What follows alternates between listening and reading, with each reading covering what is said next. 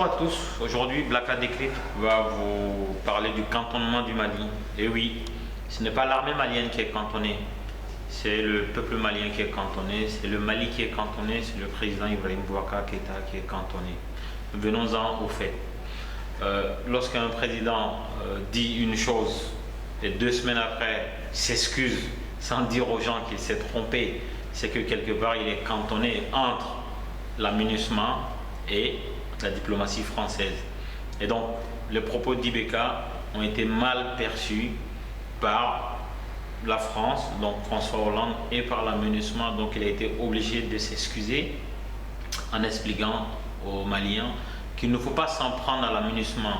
C'est vrai qu'un soldat de la MINUSMA est mort à Bamako en essuyant des tirs entre l'aéroport et le centre-ville. Mais qu'en est-il des autres Maliens qui ont été tués dans les mêmes conditions? Qu'en est-il des autres Maliens qui ont été sauvagement abattus à Bamako, un peu partout au Mali, par les mêmes personnes qui ont tiré sur la MINUSMA? Est-ce que le président de la République a eu des mots pour ces morts? Est-ce que le président de la République a eu des mots pour ces jeunes Maliens qui ont à peine 20 ans, qui partent au front et qui ne reviennent jamais, laissant femmes et enfants, orphelins et veuves? Il n'y a jamais eu de mots pour ces gens. Alors, pourquoi s'exprimer pour un seul soldat de la MINUSMA fut-il au Mali pour aider le peuple malien à retrouver le chemin de l'intégrité territoriale et de la paix? Il faut savoir tout simplement que le président Ibeka n'est pas libre. Et ça, on le sait dès le début. À un moment donné, les Maliens ont voulu croire suite au discours héroïque. Et ce discours-là a été démonté par le président Ibeka lui-même à travers une communication bâclée. Le président Ibeka, quand il s'exprime, il n'y a personne, il n'y a pas de lieutenant. Il a 100 000 conseillers présidentiels et 0 lieutenant. Qu'est-ce que c'est qu'un lieutenant? Un lieutenant ou des lieutenants sont des personnes qui sont au fait de l'actualité, qui sont en connexion perpétuelle H24 avec le président de la République ou le Premier ministre ou un ministre pour reprendre dans les autres médias ce qu'il dit.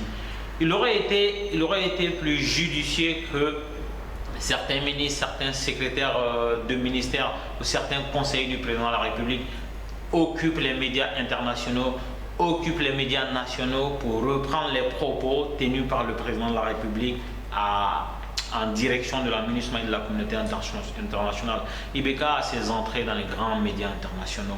Il aurait été simple pour la communication présidentielle que ces lieutenants du président Ibeka occupent ces médias pour expliquer voilà ce que le peuple malien attend de la communauté internationale. Voilà le comportement de la communauté internationale. Étant donné que ce sont des gens moins influents et moins connus que le président de la République, les pressions sur ces gens n'auraient pas d'effet.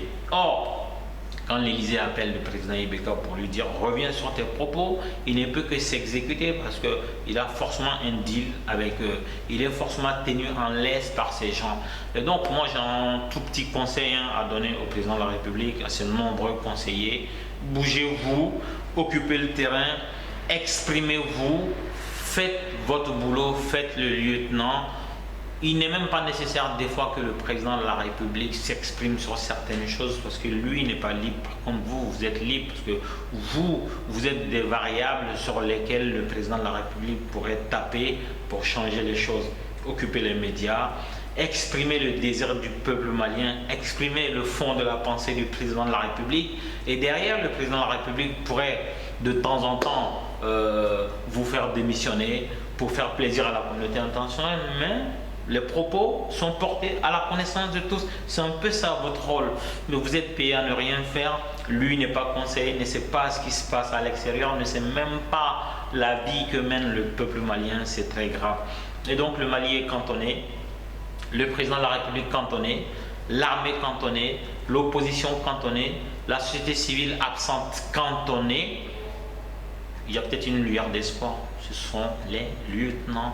Bougez-vous, si vous n'avez pas la connaissance requise, venez qu'on vous dise ce qu'il y a à faire, parce que nous, on sait le faire, on le fait tous les jours.